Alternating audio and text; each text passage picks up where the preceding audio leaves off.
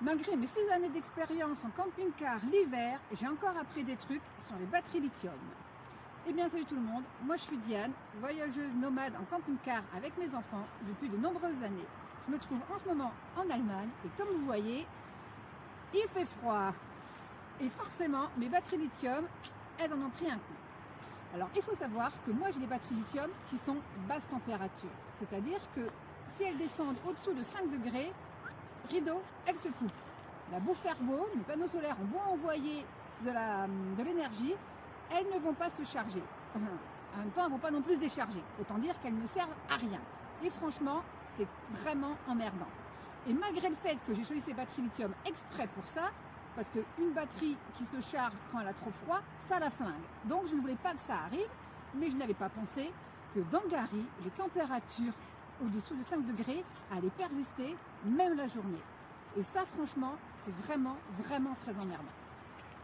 Là-dessus, ce qui me sauve, c'est qu'en ce moment, je suis en pet sitting.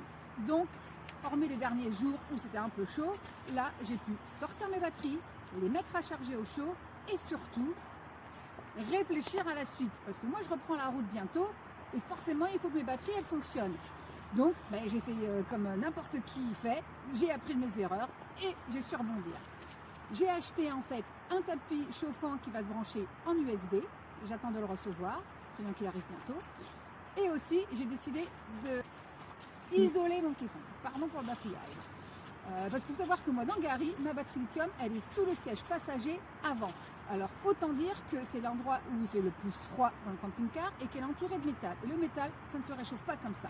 Donc là, avec la solution que j'ai trouvée, ça va me permettre que même si mes batteries descendent au-dessous de 5 degrés, elles vont remonter. Il suffira pour ça que je branche mon tapis chauffant.